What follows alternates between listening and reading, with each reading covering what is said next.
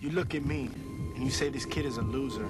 My mother used drugs, my father disappeared. By the time I was 12, I'd get so angry I'd just go out and beat people up. I've been stabbed, I've been shot, I've been as bad as they get. But in 1992, my probation officer convinced the judge not to send me to prison. Instead, I was sent to a program called Rite of Passage. It was tough. 6 months of conditioning in the desert, then school 8 hours a day, then working with handicapped children. I learned right from wrong. I learned how to learn. I graduated from high school and community college. I was student body president. Today I have a scholarship to a university, and I plan to go to medical school.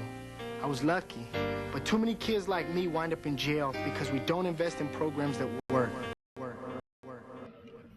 Judge Buckley looks at me and says, you know, Mr. Estrada, everybody's telling me that you need to go to California District Court. Your probation officer, the district attorney, your parents think it would be a good idea. But you know, I'm going to take a chance on you. I'm the youth authority. I'm going to send you to Rite of Passage. And now I was worried, because I had one homeboy from my neighborhood who had previously been to Rite of Passage. He never saw him again, so I didn't know what they were going to do to me. My name's Jeremy Rader Estrada, and you previously saw a video about me that was made 15 years ago. I'm currently a medical doctor.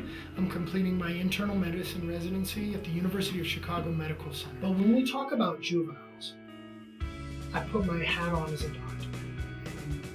I strongly believe that juveniles always require treatment. They require care. They deserve a chance to succeed.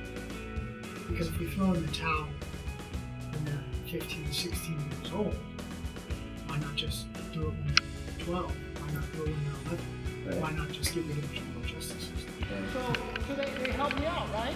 And so I'm sitting there, and they teach me, okay, you gotta, with your feet together, your shoulders back, and your chest out, and you need to measure the distance.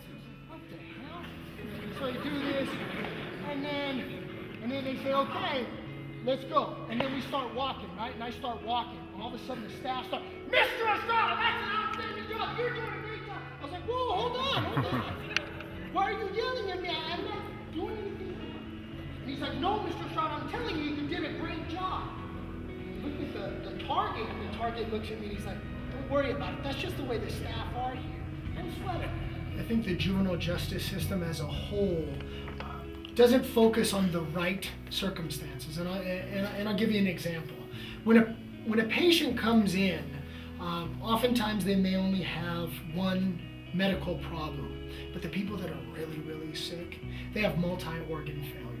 And this was actually best illustrated to me. I was working in the emergency department. A 17-year-old boy came in and he was shot 4 times.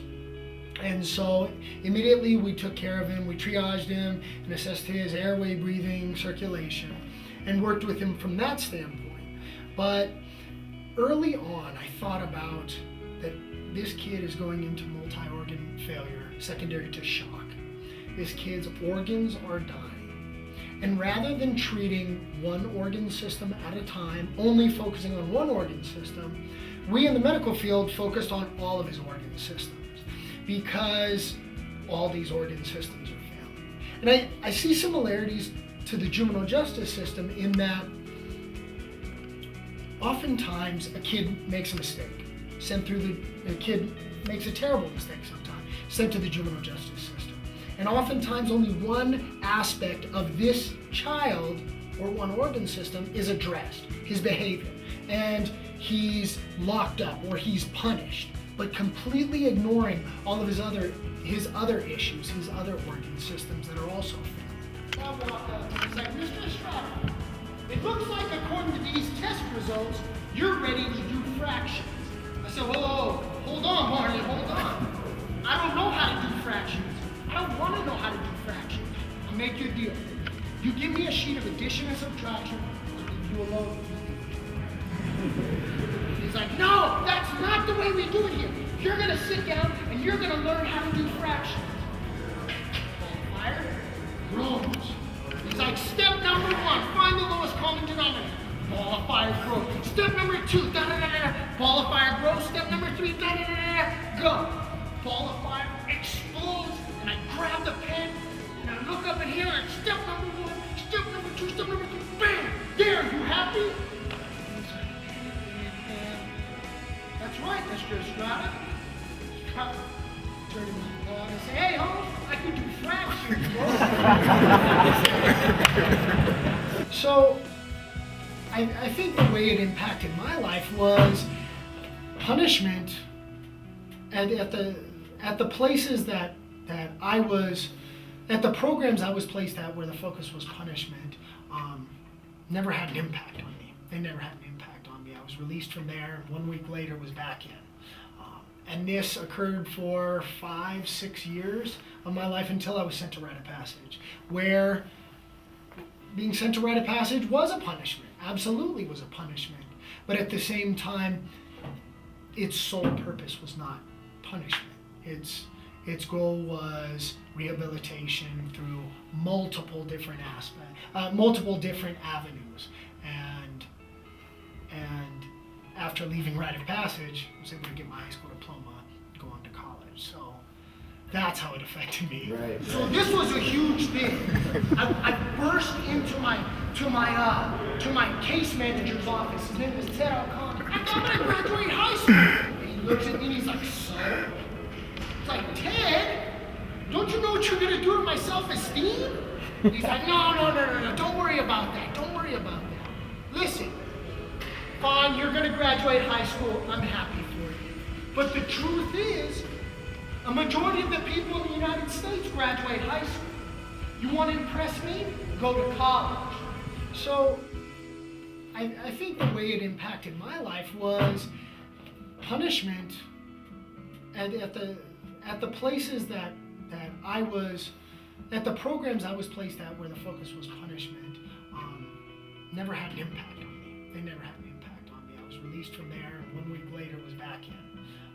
And this occurred for 5-6 years of my life until I was sent to rite of passage, where being sent to rite of passage was a punishment, absolutely was a punishment. But at the same time, its sole purpose was not punishment. Its goal was rehabilitation through multiple different multiple different avenues. And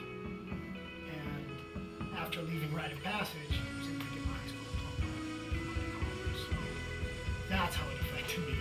Right. Yeah, life now. What does life now hold for me? Yeah. So I'm going to be a cardiologist, and the starting salary is $275, $350. My wife's a family medicine physician. Starting salary her $150. So we have a wonderful life ahead of us. But more important than that is my daughter. My daughter is going to be able to go to any school